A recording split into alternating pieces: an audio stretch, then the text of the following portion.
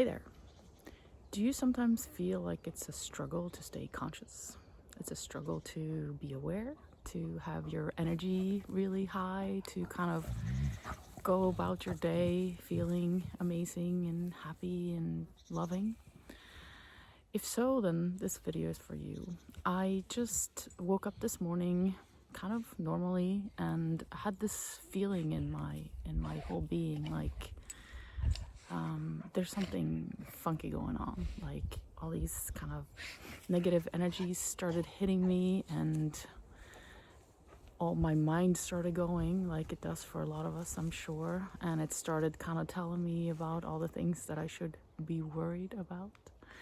And then I went downstairs and I had a little bit of a headache. So I made myself a smidgen of coffee, which I use for medicine nowadays. And I walked outside with my dog, who's making all this noise in the background. And I just stood there in the sun, let the breeze of the wind just kind of engulf me, and I started feeling much better. And then something just like kind of hit me, or I received a download, or whatever you want to call it. And I started realizing that what if, and this is the underlying condition to why we're having a tough time, kind of keeping ourselves aware. So if we just back up a little bit, you probably do all sorts of things to try to stay as positive as possible. You probably do breath work, right? You take deep breaths and you try to really kind of come back into your body when you start to feel like you're flowing off into the distance of like worry and anxiety and so on. You probably do yoga, you probably meditate, you probably try to do as best as you can for yourself and to try to stay happy, positive. And even though you feel like you're being dragged down sometimes, you really give it your best shot, as we all do. So then I started thinking, why is that the case? Because I like to really dive into the depth of, our original condition and why we are the way we are. And then it kind of dawned on me that the reason why that's the case, why we have to struggle to be in our natural state of happiness, because I would like to say that we're actually naturally content, happy, calm beings. We're peaceful, we're compassionate, we have this total capacity for love and forgiveness, and like all these amazing things that the humans, the humanity has within them, each being on this planet. So why do we have to struggle so hard? Why do we have to fight so hard to stay that way? Right? Shouldn't that be our natural condition? As soon as we wake up in the morning, we should be like, yes, let's go do this. I have all this energy. I want to create something. I want to do something.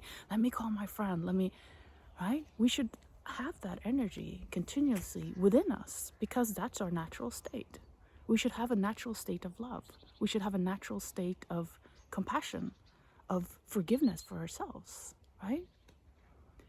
So I realized the reason that's not the case is because we're surrounded on this earth so much of the opposite side of the spectrum, right? That's kind of our, here's my dog again. That's kind of our, what we're working against in this lifetime, where this absolutely beautiful light being dipped down into earth and into all that negativity, all that kind of potentially all-consuming energy that creates of what we see around us, right? All the awful things, the war, the genocide, the poverty, the just general human condition of all the addictions that we have, right? And I'll get to that in a little bit.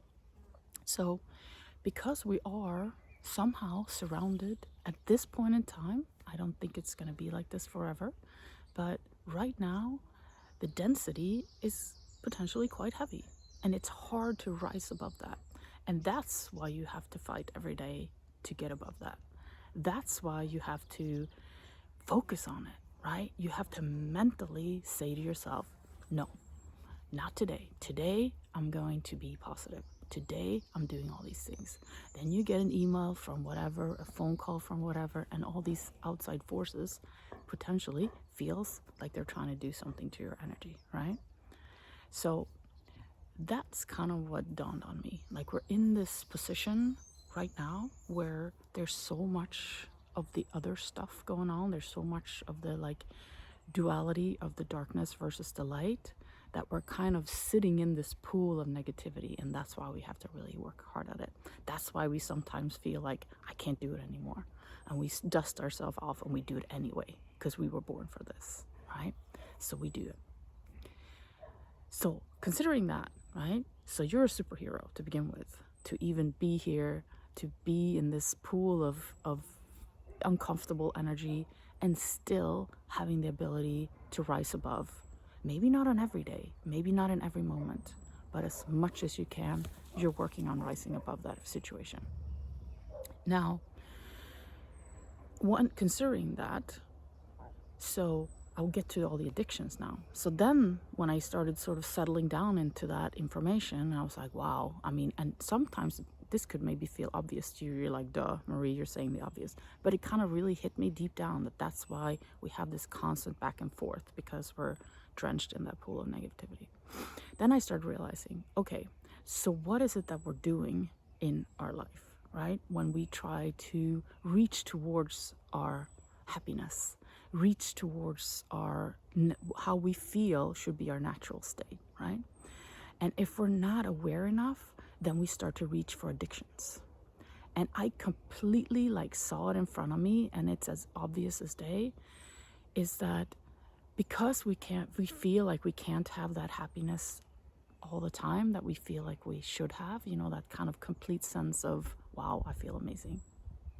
And just saying that sounds funny, right? Like, who completely feels like they're amazing, right? Maybe the Dalai Lama, maybe Eckhart Tolle, I don't know. And then, so we start to say to ourselves, somewhat unconsciously, how can I get out of this? How can I start to feel better? And then we start to reach for addictions. For example, I'll use the simple one, coffee, right? You take a cup of coffee in the morning, and then you start to feel that rush of energy coming in. And a small part of you, and it's like, oh, this is what it's supposed to feel like. This is the amount of energy I'm supposed to have. This is the rush, you know, I'm supposed to feel like in my body, right? So we drink coffee because it gives us a 1,000th of a feeling of how we're supposed to feel, huh? Or we have the shopping addiction, because as soon as we walk into a store, we buy that new shirt, whatever it is that we're getting, we get that little adrenaline kick, that little maybe dopamine, and that makes us feel a little bit better throughout the day. Same thing goes for every single condition that we have in terms of addictions. Overeating, watching porn, gambling, scrolling through Netflix, scrolling through Instagram. Excuse me. All of those things are just our soul, ourselves, desperately trying to say, I want to feel a little bit better. I know this is not natural. I know the condition that I'm feeling right now is not natural. And my natural condition is to feel more peaceful, more calm, more happy. Yeah? So the addiction starts to make perfect sense then, right? And the reason we like sugar, the reason we love like the processed food, is because it gives us a little bit of boost in that, you know, sea of negativity, right? So when you look at it that way, it's easy to have compassion for yourself. It's easy to have forgiveness for people around you. It's easy to understand why we seek relationships and love in other people, for them to feed us what we feel like we're missing, which we know doesn't really work, right? So a lot of our relationships, we're trying to look for the other person to say, I'm okay, through their love. We're trying to say, you're supposed to make me happy, right? Which we know doesn't work. The coffee doesn't make you happy. The drug addiction doesn't make you happy. The alcohol doesn't make you happy. But for a short period of time, when you're in love, when you're taking that first drink of coffee, when you're taking that first, you know, beer, something starts to ease within you, which makes you feel a little bit more the way you feel like you're supposed to feel. So I say, be compassionate with yourself. if you realize you have an addiction, for example, I think we all have a few addictions. I will mention a few of them. We have sugar as an addiction. We have taking other people's relationships to feed ourselves as an addiction. We want them to give us love. We have the addiction of maybe processed food. We have the addiction of coffee, right? Those are all normal addictions that we say are, yeah, that's accepted by society, right? Even drinking is accepted by society, even though research has shown how bad that is for us, right? It's pretty obvious now if you look at all the written text about alcohol. I mean, the one wine a day glass situation is just a pure hoax. It's really not good for you. Yeah, it messes with your brain. It damages your entire body. So, but we can start to say, I understand why now. When I'm immersed in this pool of negativity, when I can't pull myself up, when I'm not conscious enough to pull myself up out of that, which I'm struggling with every single day, becoming the master of my mental field, right? Then we reach for our addictions. So we need to reach a certain level of consciousness and awareness in order to say, no, I'm not interested in that anymore. I am going to focus over here. Right? And until you get there, and you're going to be like back and forth, back and forth, back and forth, right? We all are. It's not, none of us are perfect. Have compassion for yourself. Have forgiveness for yourself for reaching for that addiction. And have the awareness as you're reaching for the addiction that that's what you're doing, but don't judge yourself, right? Remember that you are a freaking superhero for being here, for being immersed in this negativity, for each day, each moment that you pull yourself out of it, each moment that you're able to be the light instead of getting engulfed by the darkness, is a moment that you get to share with the world, is a moment where you get to say, yeah, I know that there's all this stuff around me, but through my awareness, I choose differently. And how do you reach that awareness state? I say you practice every day. You practice every single day like your life depended on it, because it does, right? Every single day that you get up, you focus on your state of frequency first. That's the absolute first thing that you do in the morning.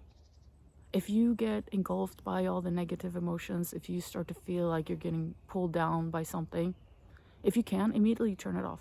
If it's a video or something and you feel like, oh, this is not resonating with me, turn it off. But focus on your state of awareness. Focus on where you want to be, in your heart. You know that you have complete and full support of the entire universe to be here, to be you, to be safe, even in all of this.